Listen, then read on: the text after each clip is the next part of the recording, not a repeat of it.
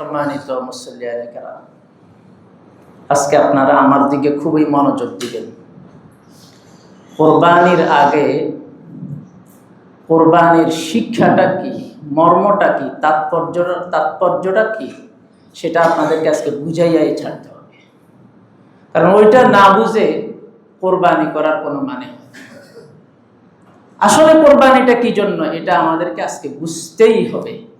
এই জন্য আপনাদেরকে আমি শুরুতেই বলবো, আমার দিকে খুবই মনোযোগ দিবেন।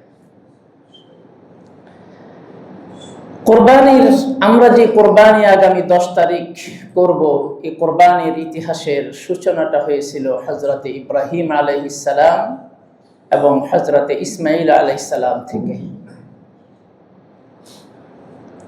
ইসমাঈল আলাইহিস সালাম ছিলেন হযরতে ইব্রাহিম আলাইহিস সালামের একমাত্র সন্তান কোরবানির ঘটনার সময়। দ্বিতীয় সন্তান যিনি ইসহাক আলাইহিস সালাম, ওনার জন্মটা কোরবানির ঘটনার পরে হয়েছে। এটা একবারে স্বীকৃত কথা। আল্লাহ যখন স্বপ্নে কোরবানি করার জন্য পুত্র ইসমাঈলকে নির্দেশ দিলেন, ইসমাঈল আলাইহিস সালামকে কোরবানি করার জন্য আল্লাহ ইব্রাহিম আলাইহিস সালামকে নির্দেশ দিলেন, তখন ইসমাঈল আলাইহিস সালাম ইব্রাহিম আলাইহিস সালামের একমাত্র সন্তান ছিলেন, যেই সন্তানকে জীবনের পড়ন্ত বেলায় আল্লাহর কাছে অনেক দোয়া, কান্নাকাটি, মুনাজাত করে পেয়েছিলেন। ঐতিহাসিক যারা, তাদের কোন বর্ণনা মতে ওনার বয়সটা ছিল তখন 14 বছর। এই সময়টাতে একজন বাবা তার সন্তানকে নিয়ে অনাগত দিনে, অদূর ভবিষ্যতে নানান রকম স্বপ্ন বুনতে থাকে। সন্তানকে এই বানাবে, সেই বানাবে, বর্ণিল নানান স্বপ্ন দেখতে থাকে বাবা একটা সন্তানকে নিয়ে। ঠিক সেই বয়সেই ইসমাঈল আলাইহিস সালাম উপনীত। এমনই মুহূর্তে আল্লাহ পাক রব্বুল আলামিন ইব্রাহিম আলাইহিস সালামকে স্বপ্নে দেখাইলেন। স্বপ্নের মধ্যে তিনি দেখতেছেন পুত্র ইসমাঈলকে, কলিজার টুকরা সন্তানকে মাটিতে শুইয়ে দিয়ে জবাই করার জন্য তিনি প্রস্তুতি নিয়েছেন। এখানে এসে মুফাসসিরিনে কেরাম, পয়েন্ট টু বি নোটেড, একটা কথা আছে, মুফাসসিরিনে কেরাম এখানে এসে একটা নোট দিয়েছেন। কি নোট?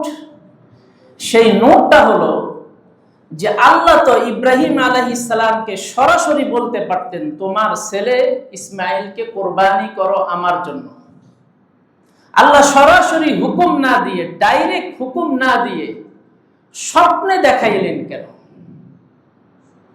কেন স্বপ্নে দেখাইলেন?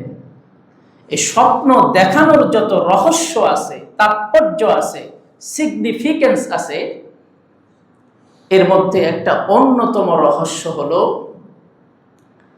স্বপ্নে যদি আল্লাহ তাআলা না দেখাইয়া ডাইরেক্ট কোরবানি করার জন্য নির্দেশ দিতেন, তাহলে গলা না কাটা পর্যন্ত কোরবানি হতো না। কিন্তু আল্লাহর উদ্দেশ্য তো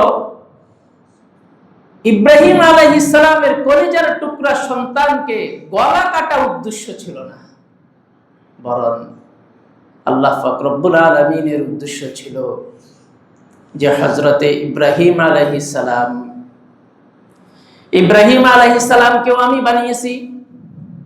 অনেক কান্নাকাটি করার পরে পুত্র ইসমাঈলকে আমি তাকে দান করেছি। সবকিছুই আমার। আল্লাহর এটা পরীক্ষা করার উদ্দেশ্য ছিল যে যখন আমি ইব্রাহিম আলাইহিস সালামকে বলবো যে তোমার কলিজার টুকরাকে আমার জন্য কোরবানি করো, তো ইব্রাহিম আলাইহিস সালামের অন্তর আল্লাহর জন্য পুত্রের ভালোবাসা বিসর্জন দিয়ে আল্লাহর ভালোবাসাকে প্রাধান্য দিতে রাজি আছে কিনা সেটা পরীক্ষা করার উদ্দেশ্য। সেটা পরীক্ষা করার উদ্দেশ্য, গলা কাটা উদ্দেশ্য ছিল না। এই জন্য আল্লাহ পাক রব্বুল আলামিন স্বপ্নে দেখাইলেন। স্বপ্নের ব্যাপারটা হচ্ছে, স্বপ্নের ভিতরে যতটুকু দেখে ততটুকুই বাস্তবায়িত হয়, এর বেশি বাস্তবায়িত হয় না। স্বপ্নের মধ্যে দেখলেন সন্তানকে জবাই করার জন্য প্রস্তুতি নিয়ে মাটিতে শোয়াইয়া দিয়েছেন, ছুরি চালিয়েছেন, গলা কাটা গেছে কিনা সেটা তিনি দেখেন নাই। কারণ আল্লাহর তো গলা কাটা উদ্দেশ্য না, আল্লাহর উদ্দেশ্য হলো ওই যে অন্তর আল্লাহর হুকুম মানার জন্য, আল্লাহর ভালোবাসা, আল্লাহর দেওয়া জিনিসটাকে আল্লাহর জন্য কোরবানি দিতে প্রস্তুত আছে কিনা অন্তর, এটা পরীক্ষা করার উদ্দেশ্য। নবীরা যে স্বপ্ন দেখে থাকেন, নবীদের স্বপ্নগুলো 100% সত্য হয়ে থাকে। কারণ নবীদের স্বপ্নে শয়তান কোনো দখল নিতে পারে না, শয়তানের কোনো দখল থাকে না। শয়তান থেকে নবীদেরকে আল্লাহ তাআলা নিরাপদ করে দিয়েছেন। নবী ছাড়া আমরা যারা মুমিন মুসলমান, আমরা যারা স্বপ্ন দেখে থাকি, আমাদের স্বপ্ন 3 প্রকার। এক প্রকারের স্বপ্ন হলো খেয়ালি স্বপ্ন। একটা মানুষ সারাদিন যা কিছু চিন্তা করে, জল্পনা কল্পনা করে বেশি বেশি, এবং সমাজের আশেপাশে যে ঘটনাগুলো অহরহ ঘটতে থাকে, চোখে দেখে, তো ঘুমাইলেই সেইগুলি সে স্বপ্নের মধ্যে দেখতে থাকে। এটার নাম হচ্ছে খেয়ালি স্বপ্ন, যার বাংলা হচ্ছে কল্পনাশ্রিত স্বপ্ন, কল্পনা নির্ভর স্বপ্ন, কাল্পনিক স্বপ্ন। এই স্বপ্নের কোনো ব্যাখ্যা নাই, কোনো ব্যাখ্যা, কোনো তাৎপর্য, কোনো কিছুই এটার নেই। আরেক প্রকারের স্বপ্ন হলো শয়তানি স্বপ্ন। শয়তান মানুষকে এমন স্বপ্ন দেখানোর মাধ্যমে কখনো মানুষকে স্বপ্নে ভীত সন্ত্রস্ত করে তোলে, ভয় পাইয়ে দেয়, প্রচন্ডভাবে মানুষ ভয় পেয়ে যায়। অথবা স্বপ্নের মধ্যে শয়তান শরিয়া বিরোধী কোনো কাজ করতে তাকে নির্দেশনা দেয়। যেমন স্বপ্নে দেখাইলো অমুক বাবার মাজারের নামে একটা গরু মানত করো, করে গরুটা নিয়ে সেখানে গিয়ে ওই বাবার নামে জবাই করো, তাহলে তোমার সন্তান সুস্থ হয়ে যাবে। নাউজুবিল্লাহ বলবেন? বাবার নামে গরু কোরবানি চলবে? এখানে এসে আনুষঙ্গিকভাবে কোরবানি উপলক্ষে আপনাদেরকে একটা নোট দিয়ে যায়। কোরবানি যখন আসে, আমাদের সমাজের মানুষগুলো গরু জবাই করতে গিয়ে চরম একটা ভুল করে থাকে, যেই ভুলের কারণে কোরবানিটা পর্যন্ত প্রশ্নবিদ্ধ হয়ে যায়, অনেক ক্ষেত্রে হারামের দিকে চলে যায়। সেটা কি? সেটা হলো কোরবানির দিন যখন হুজুর যখন গরু জবাই করে, মসজিদের ইমাম সাহেব, খাদেম সাহেব, মুয়াজ্জিন সাহেব বা এলাকার কোনো হুজুর যখন গরু জবাই করার জন্য ছুরিটা হাতে নেয়, তখন পাবলিকের পক্ষ থেকে ওনাকে একটা লিস্ট ধরিয়ে দেওয়া হয়। লিস্টটা ওনাকে দিয়ে বলে যে হুজুর, আমাদের এই 7 জনের নামে কোরবানি হবে। কয়জনের নামে? আচ্ছা, কোরবানি কি 7 জনের নামে হবে না আল্লাহর নামে হবে? কত বড় গলাদের উৎস দেখতে পাচ্ছেন? ধরিয়ে দেয়, বোঝে না আসলে যিনি এটা বলছেন তিনিও আসলে ব্যাপারটা বুঝতেছেন না। অতটুকু গভীরের অনুধাবন শক্তিটা ওনার কাছে নেই, বিদায় উনি এটা করতেছেন। ব্যাপারটা হবে, আপনি যদি কাগজ হুজুরের হাতে দেন, তাহলে বলবেন যে হুজুর, এই 7 জনের পক্ষ থেকে আল্লাহর নামে কোরবানি হবে। এই বিষয়টা আপনাদের মনে থাকবে তো, যে হুজুর 7 জনের পক্ষ থেকে কোরবানি হবে।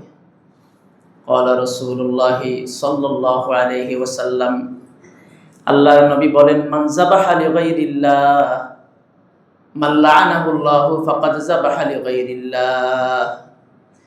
যেই ব্যক্তি আল্লাহর নাম ছাড়া অন্য কারো নামে জবাই করে, আল্লাহ তাআলা তাকে অভিশাপ দিয়েছেন।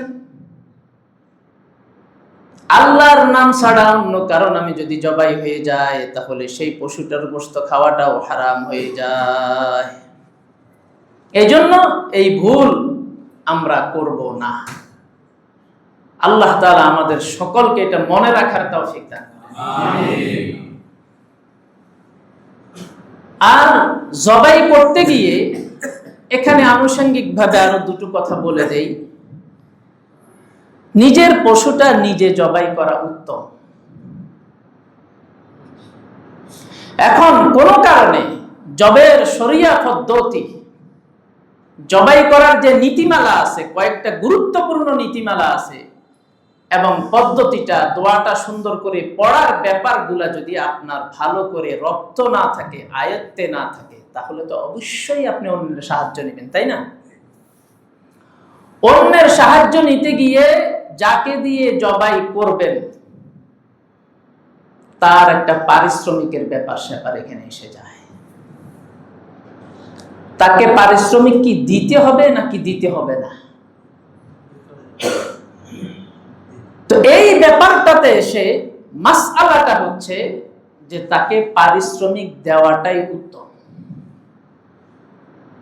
যেহেতু কাজটা আপনার, উনি করে দিচ্ছেন, তো আপনি 2 লাখ টাকা, 3 লাখ টাকা, 1 লাখ টাকা দিয়ে গরু কিনলেন, সেই গরুটা আপনার, গরুটাকে উনি শরিয়া পদ্ধতিতে সুনিপুণ ভাবে সবকিছু ফলো করে, শর্ত শারায়েত পূরণ করে বিসমিল্লাহি আল্লাহু আকবার বলে তিনি জবাই করে দিল শুদ্ধভাবে। তো এটা একটা গুরুত্বপূর্ণ কাজ না?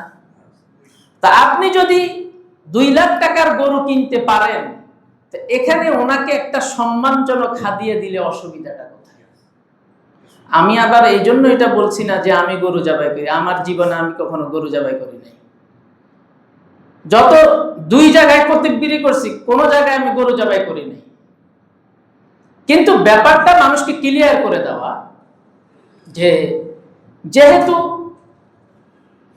উত্তম কাজটা, তো আপনারা উত্তমটাই করবেন। প্রথম উত্তম কাজ করবেন, নিজেরটা নিজে জবাই করবেন। কুনতুম খায়রা উম্মাতিন উখরিজাত লিন-নাস, you are the best of all ummahs. আপনারা সমস্ত জাতির মধ্যে শ্রেষ্ঠ জাতি।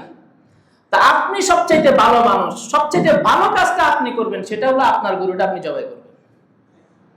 যদি ঘটনাক্রমে আপনি না পারেন, তাহলে অন্যের আশ্রয় নিবেন, নিতে গিয়ে ওনাকে হাদিয়া দিতেও আপনি উত্তম কাজটা করবেন। হাদিয়া দেওয়াটা উত্তম। আর দিতে গিয়ে ওনাকে অসম্মানজনক কোন হাদিয়া দিবেন না। ওনার সম্মান রক্ষা হয়, ইজ্জত রক্ষা হয়, ওইভাবে আল্লাহ তাআলা আমাদেরকে এই ব্যাপারটা খেয়াল করার তৌফিক দান করেন। আমিন। আরেকটা কথা বলি, এখানে আমাদের বুঝার ভুল থাকে, এই কারণে আমরা এটা করে থাকি।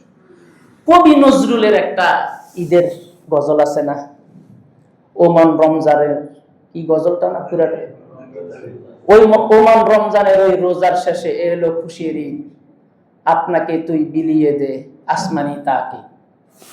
আসমানি তাকিদ হচ্ছে আপনাকে বিলাইয়া দিবেন, মানে আপনাকে বিলিয়ে দেওয়ার মাধ্যমে অন্যের মনের মধ্যে খুশি তৈরি করবেন, আনন্দ তৈরি করবেন।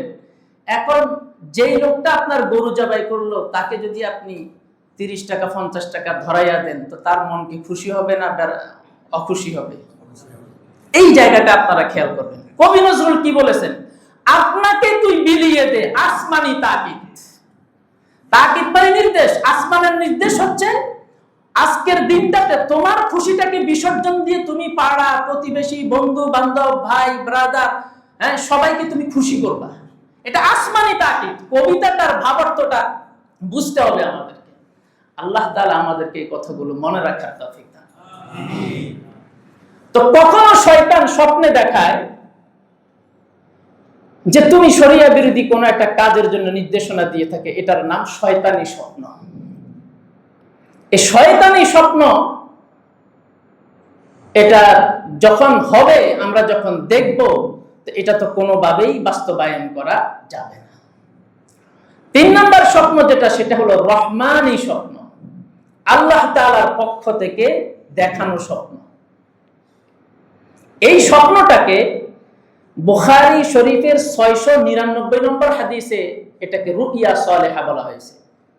আন আবি হুরায়রা রাদিয়াল্লাহু তাআলা আনহু قال قال رسول الله صلى الله عليه وسلم, আবু হুরায়রা বলেন আল্লাহর নবী বলেছেন, লাম ইয়াবকা মিনান নুবুওয়াতি ইল্লাল মুবাশশারাত, নবুয়তের কোনো কিছুই এখন আর বাকি নাই, শুধু মুবাশশারাত বাকি আছে। ক্বালু আমাল মুবাশশারাত ইয়া রাসূলুল্লাহ, মুবাশশারাত কি ইয়া রাসূলুল্লাহ? ক্বালা আর-রুইয়া সালিহা, আল্লাহর পক্ষ থেকে যে সমস্ত উত্তম স্বপ্ন দেখানো হয় সেটাই হচ্ছে মুবাশশারাত। দেখেন, আল্লাহর পক্ষ থেকে যে স্বপ্ন দেখানো হয় এটা হচ্ছে রহমানি স্বপ্ন। হাদিসের ভাষায় এটাকে বলতেছে রুইয়া সালিহা। এই স্বপ্ন মানুষকে 2 কারণে দেখানো হয়। 1 নম্বর কারণ, হয়তো স্বপ্নের মাধ্যমে তাকে কোনো সুসংবাদ দেওয়া হয়, এক ব্যাপার। দ্বিতীয় ব্যাপার হচ্ছে স্বপ্নের মাধ্যমে তাকে কোনো ব্যাপারে সতর্কবাণী করা হয়, তাকে নির্দেশনা দেওয়া হয়, সতর্ক থাকার জন্য, সংশোধন হয়ে যাওয়ার জন্য তাকে নির্দেশনা দেওয়া হয়। এই দুই কারণে আল্লাহ দেখিয়ে থাকেন। যাই হোক, স্বপ্ন যখন আমরা দেখব তখন আমার স্বপ্নটা কি রহমানি স্বপ্ন না খেয়ালি স্বপ্ন নাকি শয়তানি স্বপ্ন, এটা বুঝার জন্য ব্যাখ্যা চাইতে হবে তাদের কাছে যারা স্বপ্ন বিষয়ে পারদর্শী। নবীদের স্বপ্ন কখনো খেয়ালি হতে পারে না, নবীদের স্বপ্ন কখনো শয়তানি হতে পারে না। নবীদের বেলায় স্বপ্ন এক প্রকার, আমাদের বেলায় স্বপ্ন তিন প্রকার। এবার বলেন তো, ইব্রাহিম আলাইহিস সালাম যে স্বপ্নটা দেখলেন এটা কি খেয়ালি স্বপ্ন, কি বলেন, রহমানি স্বপ্ন? নবীদের আল্লাহর দেখানো নবীদেরকে স্বপ্ন সেটা 100% সত্য হয়ে থাকে। তো ইব্রাহিম আলাইহিস সালাম যখন স্বপ্ন দেখলেন তিনি চিন্তা করলেন আমার স্বপ্ন তো 100% সত্যি, এতে কোনো ধোঁয়াশা নেই। সেই জন্য তিনি স্বপ্নের মানসা, স্বপ্নের সেই দাবি অনুসারে ছেলেকে তৈরি করে প্রস্তুত করে মিনার দিকে রওনা হয়ে গেলেন। রওনা হওয়ার পথে 3 জায়গায় শয়তান ব্যারিকেড সৃষ্টি করেছে। হাজিরা বর্তমানে 3 জায়গায় কঙ্কর নিক্ষেপ করে। এই 3 জায়গায় হলো ইব্রাহিম আলাইহিস সালাম, শয়তান যখন এই 3 জায়গায় জামরায়ে উলা, জামরায়ে উস্তা, জামরায়ে আকাবা, এই 3 জায়গায় শয়তান বারবার বাধার সৃষ্টি করে সামনের দিকে এগিয়ে না যেতে বাধা দিয়েছে, যাতে এটা না করে সেই জন্য যে কোনো ভাবে বিরত রাখতে চেয়েছে। কিন্তু ইব্রাহিম আলাইহিস সালাম জিবরিলের পরামর্শক্রমে আল্লাহু আকবার বলে শয়তানকে পাথর নিক্ষেপ করে বিতাড়িত করে দিয়েছে। আজকের হাজিরা যে কঙ্কর নিক্ষেপ করে এটা হলো তাদের কঙ্কর নিক্ষেপের ইতিহাস। এরপরে বাধা পেরিয়ে যখন তিনি জবেহের স্থানে চলে আসলেন, আসার পরে সন্তানকে মাটিতে শোয়াইলেন। সন্তানকে এমন ভাবে শোয়াইলেন সন্তানের চেহারা যাতে ওনার সামনে ভেসে না ওঠে, চেহারা যাতে দেখা না যায়, বাপ বেটা যাতে চোকাচুকি না হয়, এই জন্য ওইভাবে শোয়াইলেন। ইসমাইল আলাইহিস সালাম বাবাকে বললেন, বাবা আমার হাতগুলি শক্ত করে বেঁধে ফেলেন, আমার চেহারার দিকে আপনি তাকাবেন না, কারণ মায়া উঠলে উঠবে, আল্লাহর বিধান আপনি পালন করতে পারবেন না, এই জন্য আপনি ওইভাবে আমাকে শোয়ান যেইভাবে আপনার চেহারা আমার চেহারা আপনার চোখের সামনে ভেসে না ওঠে। এই ঘটনার বিবরণ দিয়ে আল্লাহ বলেন, ফালাম্মা আসলামা ওয়া তাল্লাহু লিল জাবিন ওয়া নাদাইনাহু আইয়া ইব্রাহিম ক্বাদ সাদ্দাকতা রুইয়া ইন্না কাযালিকা নাজজিল মুহসিনিন। আল্লাহ বলেন, বাপ বেটা উভয় যখন আত্মসমর্পণ করলো, আসলামা আত্মসমর্পণ করলো, point to be noted, note, এখানে নোট কি? কুরবানির শিক্ষা, কুরবানির মর্ম, কুরবানির তাৎপর্য, সিগনিফিকেন্স হচ্ছে আত্মসমর্পণ করা। এই জায়গায় নোট, আত্মসমর্পণ করা। তো ইব্রাহিম আলাইহিস সালাম আত্মসমর্পণ করলেন, ইসমাইল আলাইহিস সালাম আত্মসমর্পণ করলেন। ইসমাইল আলাইহিস সালাম কিভাবে আত্মসমর্পণ করলেন? ওনাকে জবেহের জন্য প্রস্তুতি নেওয়ার আগে ইব্রাহিম আলাইহিস সালাম বলেন, ক্বালা ইয়া বুনাইয়া ইন্নী আরা ফিল মানাম, বাবা আমি তো স্বপ্নে দেখেছি, তুমি তো জানো নবীদের স্বপ্ন 100% সত্য, আমি তোমাকে জবাই করতেছি, তোমার মতামত কি বলো? ইসমাইল আলাইহিস সালাম বললেন, বাবা আমি রাজি আছি, আমি খুশির সহিত রাজি আছি। ইয়া আবাতি ফাআল মা তুমার সাতাজিদনি ইনশাআল্লাহু মিনাস সাবিরিন। আমার পক্ষ থেকে আপনি কোনো বাধা পাবেন না। ছেলের কাছে কেন পরামর্শ চাইলেন? আল্লাহ যেমন ইব্রাহিম আলাইহিস সালামের অন্তর কুরবানি দিতে প্রস্তুত আছে কিনা পরীক্ষা করার উদ্দেশ্য, ইব্রাহিম আলাইহিস সালাম সন্তানের কাছে পরামর্শ চাইলেন যে পরীক্ষা করতেছে সন্তানকে, সন্তানের অন্তর আল্লাহর জন্য কুরবান হতে প্রস্তুত কিনা। যদি প্রস্তুত না হতো তাও কুরবানির জায়গায় নিয়ে যেতেন, প্রস্তুত হলে তো নিয়েই যেতেন, কিন্তু পরামর্শটা চাইলেন, সন্তানকে পরীক্ষা করলেন। এই বাপ বেটা উভয়ের এই আত্মসমর্পণের বর্ণনা দিয়ে আল্লাহ বলেন ফালাম্মা আসলামা, যখন তারা উভয়ে আত্মসমর্পণ করল, পরিপূর্ণভাবে আল্লাহর হুকুমের সামনে আত্মসমর্পণ করল। এই আত্মসমর্পণটাই হচ্ছে কোরবানির শিক্ষা। আত্মসমর্পণ যদি আমরা না করতে পারি, আল্লাহর হুকুমের সামনে আত্মসমর্পণ করার যদি মানসিকতা আমার না থাকে, 5 লক্ষ টাকার গরু জবাই করলে কি বা আসে যায়, উট জবাই করলে কি বা আসে যায়। এই আত্মসমর্পণবিহীন কুরবানির কোনো মানে হয় না, কোনো গ্রহণযোগ্যতা আল্লাহ তাআলার কাছে হবে না। আত্মসমর্পণের ভেতরেই রয়েছে সবকিছু। উদাহরণ বোঝেন, যেই পশুটা আপনি জবাই করবেন, এই পশুটা হচ্ছে খোলস। খোলস বোঝেন তো, ফলের খোলস আছে না, ছাল বাকল আছে না, কলার একটা ছাল আছে উপরের চামড়াটা, গাছের খোলস আছে উপরের। গরু জবাইটা হচ্ছে খোলস। আর আল্লাহর কাছে, আল্লাহর হুকুমের সামনে জীবনের যে কোনো ক্ষেত্রে আত্মসমর্পণ করাটাই হচ্ছে কোরবানির আসল। যদি আসল না থাকে, খোলসের কোনো দাম আছে? কোন কলার ভিতরে কলা নাই, কলার চামড়া আছে। আনারসের ভিতরে, বেদানার ভিতরে বেদানা নাই, খোলস আছে, কোনো দাম আছে? তদ্রুপ আপনার কোরবানির মধ্যে যদি আল্লাহর কাছে আত্মসমর্পণই না থাকে, আপনার এই কোরবানির কোনো দাম নাই, এই কোরবানি কোনো কাজে আসবে না। হ্যাঁ, খোলসেরও প্রয়োজন আছে, তবে আসলকে বাদ দিয়ে না। আসলও থাকতে হবে, খোলসও থাকতে হবে। গরু জবাইটা হলো খোলস, আর ফালাম্মা আসলামা, আল্লাহর কাছে আত্মসমর্পণ করাটা হলো কোরবানির আসল মূল। এটা আমাদের ভিতরে থাকতে হবে।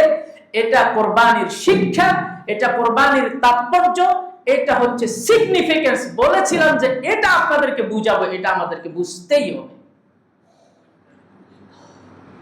এবার উদাহরণ বুঝেন। কোরবানির বাজারে আপনি গেলেন কোরবানির পশু কেনার জন্য, আসরের নামাজ চলে গেছে, পশু দেখতে দেখতে মাগরিবের নামাজ চলে গেছে, এশারের নামাজ চলে গেছে, রাত 12টায় বাসায় গরু নিয়ে ফিরছেন। আচ্ছা বলেন তো, আপনার জীবনে আত্মসমর্পণ আছে কিনা? আত্মসমর্পণ যদি থাকতো, আল্লাহু আকবার বলার সাথে সাথেই আপনি মসজিদের দিকে দৌড়। আপনার জীবনে তো আত্মসমর্পণ নাই, আপনার কোরবানি দিয়ে কি হবে রে ভাই? আপনি সারা বছর আপনি সুদ খাইছেন, সুদের লেনদেন করছেন, টাকা কিছু আছে, সুদে খাটান। কোরবানির দিনগুলো এসে গেছে, তারপরে আপনি তওবা করে সেটা থেকে ফিরে আসেন নাই, এখনো ওই কাজের ভিতরেই আছেন। তো কোরবানির দিনে আপনার পরিচয় তো আপনি সুদখোর। যে ব্যক্তি কোরবানির দিনে নামাজ পড়ে না, ওই ব্যক্তির পরিচয় হলো তিনি বেনামাজি। যেই ব্যক্তি কোরবানির দিনে তওবা করে নাই সুদ থেকে, সেই ব্যক্তির কোরবানির দিনে পরিচয় হলো সুদখোর। যেই ব্যক্তি অন্যায়ভাবে মানুষের সম্পদ দখল করে, তওবা করে নাই, কোরবানির দিনেও তার পরিচয় হলো জালেম। তো বেনামাজির কিসের কোরবানি, সুদখোরের কিসের কোরবানি, ঘুষখোরের কিসের কোরবানি, জালেমের কিসের কোরবানি? কেন ভাই? তার জীবনে তো আত্মসমর্পণই নাই। জায়গাটা বুঝেন, গভীরভাবে হৃদয়ঙ্গম করেন, ভেতরে ঢুকান। আমার জীবনে তো আত্মসমর্পণই নাই। আত্মসমর্পণ যদি থাকতো, আমি আল্লাহর বিধানের বিরুদ্ধে গিয়ে কোনো কাজ করতে পারতাম না। আত্মসমর্পণ যদি থাকতো, আল্লাহর বিধানটাকে মেনে নেওয়ার জন্য আমি সব সময় প্রস্তুত থাকতাম, আল্লাহর বিধানটাকে আমি প্রাধান্য দিতাম। ইদানিং একটা ঘটনা ঘটছে না, রামিসা। আমিও একজন বাবা, আপনারাও একজন বাবা। রামিসার ঘটনা শুনলে গা শিউরে উঠে। এই জনাকীর্ণ ঢাকা শহরে আমাদের মেয়েগুলো আমাদের আনন্দ বিনোদনের একমাত্র কারণ। সারাদিন কাজ করে যখন বাসার দরজায় দাঁড়ায়, তখন যেই মানুষটা দৌড়াইয়া আসে সর্বপ্রথম, ওটা হলো ঘরে যদি ছোট মেয়ে থাকে ওইটাই আগে দৌড়াইয়া আসে। এবং মা যেখানে আছে সেখান থেকে মাকে ধইরা নিয়ে আসবে। সে যদি দরজা খুলতে না পারে, আব্বু এসে দরজাটা খুলে দাও। এবং এই জান্নাতের এই পাখিগুলো, এই মেয়েগুলো আমাদের বারান্দায়, ঘরের ভেতরে, বাহিরে দৌড়াদৌড়ি করে, কিসির মিসির করে আমাদের জীবনটাকে সারাক্ষণ আনন্দে ভরে রাখে। আমাদের রামিসা আজকে এরকম অসংখ্য রামিসা। এই গতকালকের ঘটনা, চট্টগ্রামের বাকলিয়াতে 4 বছরের শিশু দর্শন। আউযুবিল্লাহি। সারা দেশের মানুষ আওয়াজ তুলতেছে যে এই ঘটনাগুলি তো সাক্ষাৎ প্রমাণ, যে করেছে তাকে যখনই জিজ্ঞাসা করছে সাথে সাথে সে সবকিছু স্বীকার করছে। এরপরেও কি বলে, আমাদের একটা আইনি প্রক্রিয়া আছে। কি আছে? কি আছে? আইনি প্রক্রিয়া আছে, বিচারটা হবে। সারা দেশের মানুষের চাওয়া পাওয়া হলো যে এই ধরনের লোকদের বিচার প্রকাশ্য মাঠের মধ্যে করে ফেলা হোক, তাহলে এটার মাত্রা কমে যাবে। কিন্তু ওনারা বলবে কি যে আমরা এখন আধুনিক যুগে আছি, মধ্যযুগে নাই। এটা বলার অর্থ এখানে কিছু কিছু জায়গায় আছে, এটা বলা যায় না। আজকে যিনি কথা বলেছেন, ওনার মেয়েটাকে যদি এরকম করা হতো তাহলে উনি অনুধাবন করতে পারতেন ব্যথাটা কত যন্ত্রণাকর। আল্লাহ পাক রব্বুল আলামিন বলেন, বান্দারে ফালাম্মা আসলামা ওয়া তাল্লাহু লিল জাবিন, তোর জীবনে তো আত্মসমর্পণই নাই, তুই কিসের মুসলমান, তোর কিসের কুরবানি, তুই তো বেনামাজি। এইজন্য ভাইরা, আত্মসমর্পণ করতে হবে আল্লাহর বিধানের সামনে। আপনি আরেকটা জিনিস বুঝেন, আমি আপনাদেরকে উদাহরণ দিয়ে বুঝাই। 1 লক্ষ টাকার গরু আপনি কোরবানি দিলেন, গরুটা জবাই করলেন, রক্ত মাটিতে পড়ে প্রবাহিত হয়ে গেল।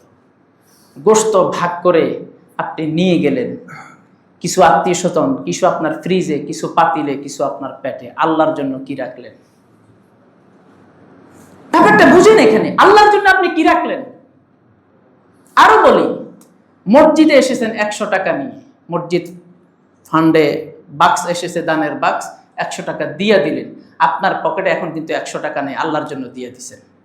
আমি এখানে আপনাদেরকে বুঝাইতে চাচ্ছি যে গরু 2 লাখ, 3 লাখ, 1 লাখ আপনি জবাই করলেন, রক্ত মাটিতে পড়ে গেল, গোশত ভাগ বাটোয়ারা হলো, আত্মীয় স্বজন, আপনি কিছু ফ্রিজিং, কিছু পাকানো হলো, কিছু খেলেন, পেটে চলে গেল, বন্ধু বান্ধবে খাইলো, আল্লাহর জন্য কি রাখলেন? আল্লাহ এই কথাটা বুঝাইতে গিয়ে আরেকটা বর্ণনা দিয়েছেন।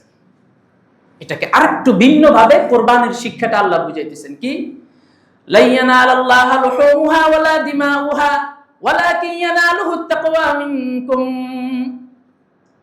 ও আমার বান্দারা, তোমরা গরু জবাই করেছো, রক্ত মাটিতে পড়ে গিয়েছে, আমার রক্তেরও দরকার নাই, গোশতেরও দরকার নাই, কিন্তু আমি তোমাদের থেকে একটা জিনিস চাই, সেটা হলো তাকওয়া। সেটা হলো তাকওয়া, এটা আমি চাই।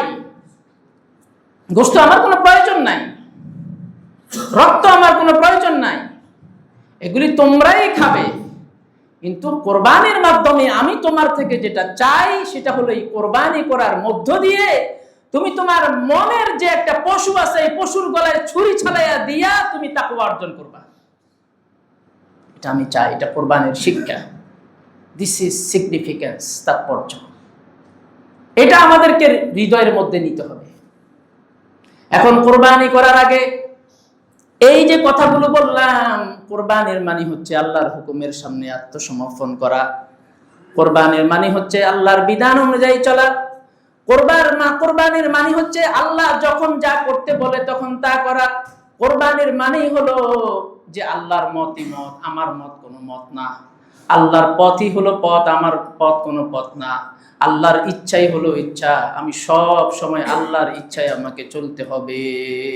নিজের ভিতরে এই মানসিকতা যখন গভীর হয়ে যাবে, প্রগাঢ় হয়ে যাবে, তো আপনার জীবনে কোরবানির শিক্ষাটা বাস্তবায়িত হবে। কোরবানি করার আগে এটা ভেতরে ভালো করে ধারণ করেন। আর ভাইয়েরা যারা আমার সামনে বসে আছে, দেখেন এমন যাতে না হয় কোরবানির বাজারে গেছেন, নামাজ শেষ, কোরবানি করা ওয়াজিব, অনেকে বলেছেন সুন্নাত, মাতানক্কর মাসালা বলতেছি, অনেকে বলেন যে এটা সুন্নাত, কিন্তু বেশিরভাগ ওলামায়ে কেরাম বলেন ওয়াজিব, মালদারদের জন্য, সামর্থ্যবানদের জন্য। তো আপনি ওয়াজিব অথবা সুন্নত পালন করতে গিয়ে আপনি ফরজটারে ছাইরা দিলেন, আপনার জীবনে কি আত্মসমর্পণ হয়েছে? তো আত্মসমর্পণ না হলে তো আপনার জীবনে কোরবানির মূল নাই, খোলস আছে। আপনার এই কোরবানির আল্লাহর কাছে কি দাম আছে? কোনো দাম নাই তো এই কোরবানির। তো আল্লাহ পাক রব্বুল আলামিন আমাদের থেকে তাকওয়া চান, কোরবানির মাধ্যমে চান আত্মসমর্পণ, পরিপূর্ণ আত্মসমর্পণটা চান, এবং পরিপূর্ণভাবে তাকওয়া অর্জন করেই আমরা তাকওয়ার পথে আমরা ধাবিত হই, এটা আল্লাহ তাআলা চান। আল্লাহ আমাদের সকলকে কোরবানির এই শিক্ষাটা হৃদয়ে ধারণ করার তৌফিক দান করেন। আমিন। তাকওয়াটা কি? হযরত আলী রাদিয়াল্লাহু তাআলা আনহু বলেন, আত-তাকওয়া আল খাউফু মিনাল জালিল। তাকওয়া হলো আল্লাহ তাআলাকে ভয় করা। আর ওয়াল আমালু বিত-তানজিল, কোরআনে যা কিছু আছে সেই অনুযায়ী আমল করা। ওয়াল কানাআতু বিল কলিল, অল্পে তুষ্ট থাকা। ওয়াল ইস্তিআদাদু লিয়াউমির রাহিল, সব সময় পরকালের জন্য প্রস্তুত থাকা। এই চার জিনিসের নাম তাকওয়া। আব্দুল্লাহ ইবনে মাসউদ বলেন, তিন জিনিসের নাম তাকওয়া। এক নাম্বার, আইয়ুতা আল্লাহ ফালা ইউসা, সব সময় আল্লাহর আনুগত্য করতে হবে, আল্লাহর অবাধ্যতা করা যাবে না। আইয়াশকুরা ফালা ইউকফার, সব সময় আল্লাহর কৃতজ্ঞতা জ্ঞাপন করতে হবে, আল্লাহর নিয়ামতের কুফরি করা যাবে না। তিন নাম্বার, আইয়াশকুরাল্লাহ, সব সময় আল্লাহকে স্মরণ করতে হবে, আল্লাহকে ফালা ইউনসা, আল্লাহকে ভুলে থাকা যাবে না। এই তিন জিনিসের নাম হচ্ছে তাকওয়া। এবার আপনাদেরকে ফিনিশিং স্বরূপ একটা কথা বলি, তাকওয়া কি জিনিস আর একটু ক্লিয়ার করে বলি। মুসলিম বিশ্বের একজন ব্যক্তি আছে, পৃথিবীর শীর্ষ কয়েকজন আলেমের মধ্যে একজন আলেম হচ্ছেন জাস্টিস আল্লামা তাকি উসমানী, পাকিস্তানের। উনি বলেন, আমি একবার আমেরিকা সফরে গেলাম, যাওয়ার পরে সেখানে একটা হাওয়াই স্টেশন আছে যেখান থেকে মহাকাশযান উড়াল দেয়, এবং কন্ট্রোল রুম আছে, সেখানে বসে মহাকাশযানকে কন্ট্রোল করা হয়। তো আমাকে লোকজন সেখানে দেখার জন্য নিয়ে গেল। তো তিনি বলেন, আমি সেখানে ঢুকলাম, গেটে দিয়ে ঢুকতে দেখলাম কোনো সিকিউরিটি নাই। আরে এত বড় একটা গুরুত্বপূর্ণ জায়গা, কোনো সিকিউরিটি নাই, নিরাপত্তা কর্মী নাই, কোনো কিছু নেই। মানুষ নীরবে যাচ্ছে, দেখছে, চলে আসছে, বের হচ্ছে, কোনো আওয়াজ নাই। কিন্তু যেতে যেতে যেতে যেতে যখন কন্ট্রোল রুমের কাছে গেলাম, তখন একটা সাইনবোর্ড, বিলবোর্ড নজরে পড়লো। সেটা হলো, সেখানে লেখা আছে, ইউ আর ওয়াচড, তোমাকে পর্যবেক্ষণ করা হচ্ছে। তিনি বলেন, মানুষ যখনই এটা দেখে যে তোমার সমস্ত অ্যাক্টিভিটিস পর্যবেক্ষণ করা হচ্ছে, তখনই মানুষ সতর্ক হয়ে যায়, আরো সতর্ক হয়ে যায়।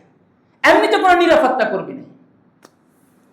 তো তাকি উসমানী দামাত বারকাতুহুম বলেন, আমার এটা দেখার পরে তাকওয়ার কথা মনে হয়ে গেল। আর এটাই তো তাকওয়ার সারমর্ম, তাৎপর্য।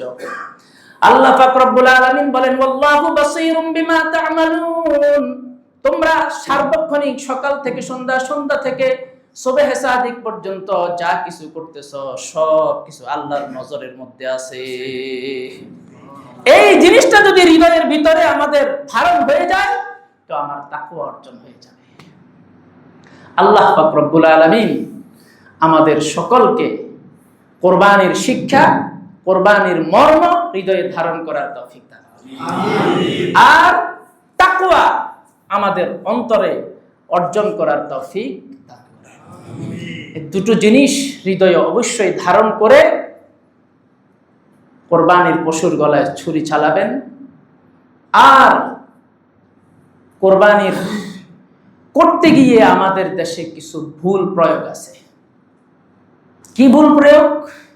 ঢাকা শহরে বেশিরভাগ কোরবানি তো খালাসিরা করে, মানে জবাই করার পরে সেটাকে রেডি করে প্রস্তুত করে আর কি।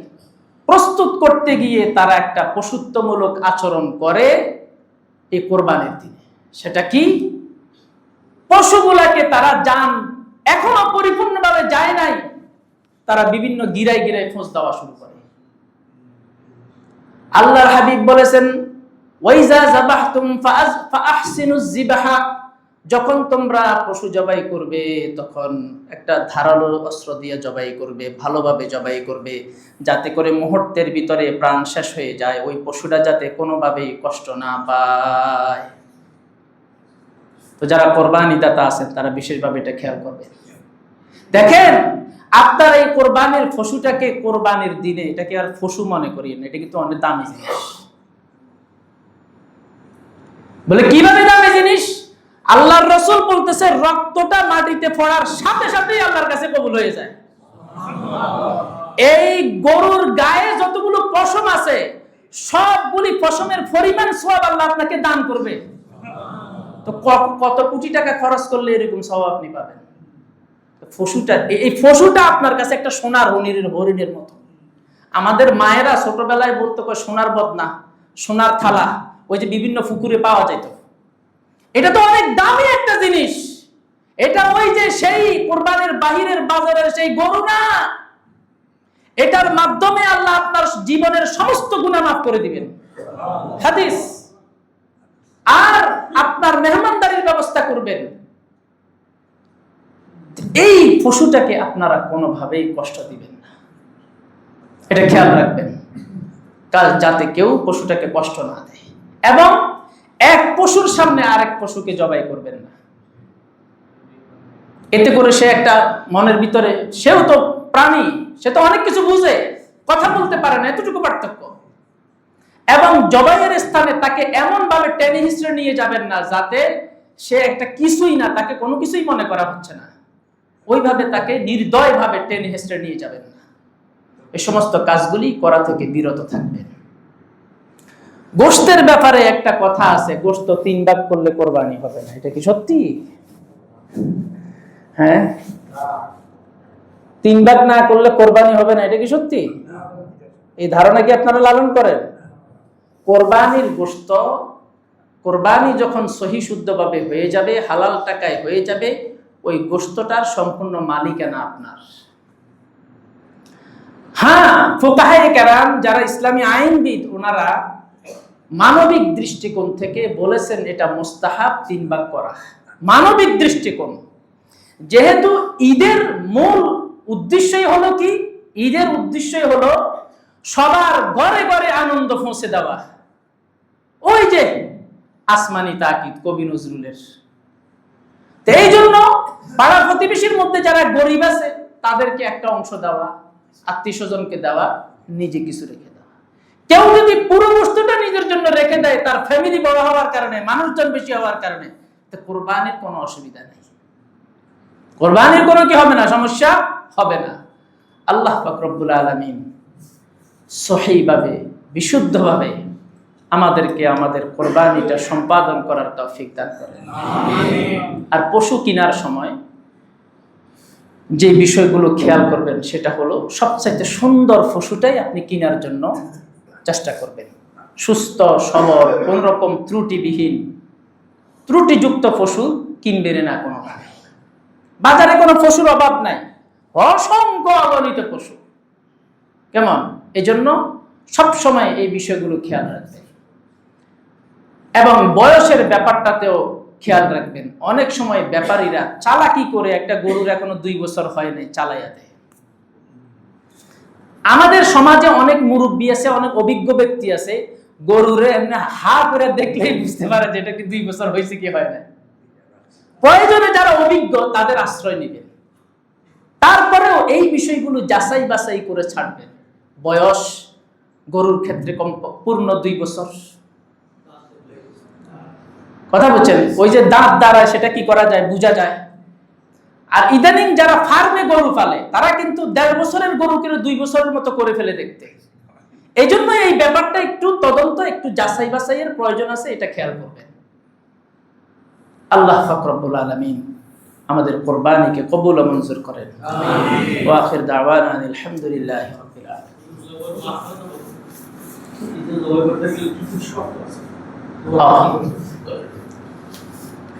ভাই একটু 1 মিনিট বসেন, 1 মিনিট বসেন।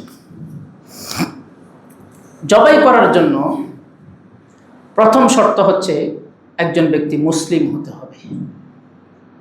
মুসলিম হওয়ার মানে উনি এক আল্লাহয় বিশ্বাস করে, এই আকীদা লালন করতে হবে। ভিন্ন কোন আকীদা লালন করে, যেমন আমাদের সমাজে কাদিয়ানী আছে, এদেরকে দিয়ে কোনোভাবে জবাই করা যাবে না। অনেকে এই আকীদা লালন করে যে আল্লাহ গায়েব জানে, ওনার আকীদাগত সমস্যা আছে, বিশ্বাসের ভিতরে সমস্যা আছে। গায়েব একমাত্র কে জানেন? আল্লাহ সুবহানাহু ওয়া তাআলা। তো ওনার এই যে বিশ্বাসগত সমস্যা, সুতরাং যিনি জবাই করবেন উনি আকীদাগতভাবে একবারে ফিউর হতে হবে, বিশ্বাসগতভাবে ফিউর হতে হবে, এক আল্লাহ বিশ্বাসী হতে হবে। 2 নম্বরে তিনি মুসলিম হতে হবে। 3 নম্বরে জবাই করার জন্য যে সমস্ত শর্ত আছে, কয়টা রগ কাটতে হয়, 4টা রগ কাটতে হয়। 2টো রগ হচ্ছে মেইন, আর 2 পাশে মেইন রগের 2 পাশে 2টো রগ আছে, একটা খাদ্যনালী আর একটা শ্বাসনালী, আর 2 পাশে 2টা আছে। কেমন? এই কাটা সম্পর্কে, জবাইয়ের রগগুলো কাটা সম্পর্কে কোনটা কোথায়, এই ব্যাপারে তার ভালো একটা আইডিয়া থাকবে যে এই জায়গায় পৌঁছ দিলে এইভাবে গরুর জবাইটা কি হবে, সম্পন্ন হবে। জি হ্যাঁ, জি জি জি জি জি একটা আইডিয়া আছে। এবং যিনি জবাই করবেন তিনি আগে কি পড়বেন, পরে কি পড়বেন, এই সমস্ত দোয়া দুরূদগুলো সুন্দরভাবে কি থাকতে হবে, জানা থাকতে হবে। যদি আপনি এগুলো টোটালি না জানেন তো আপনি মসজিদের হুজুরের আশ্রয় নেবেন, মুয়াজ্জিনের আশ্রয় নেবেন, খাদেমের আশ্রয় নেবেন। আপনি দয়া করে এগুলো,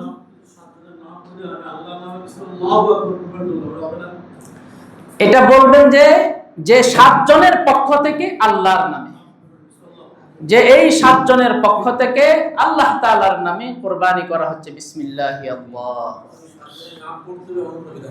এটা পড়াটা আবার জরুরি না, এটা আবার মনে রাখবেন যে খামাখা 7 জনের নামটা পড়তেই হবে, হুজুরের হাতে একটা তালিকা দিতেই হবে, এই ব্যাপারটা কোনো জরুরি না। তারপরেও এটা দেওয়ার মাধ্যমে মনের ভিতরে একটা নিয়তটা জাগ্রত হয় আর কি, দিলে হ্যাঁ আমরা এই 7 জনে কোরবানি করছি বা এই 4 জনে কোরবানি করছি, হ্যাঁ এটা একটা মনের ভিতরে নিয়তটা পাকাপোক্ত করে নাও, সেই দৃষ্টিভঙ্গি থেকে আমরা দিতে পারি। তবে দেওয়াটা কিনা জরুরি না। আল্লাহ পাক রব্বুল আলামিন আমাদের সকলকে তৌফিক দান করুন। আসসালামু আলাইকুম।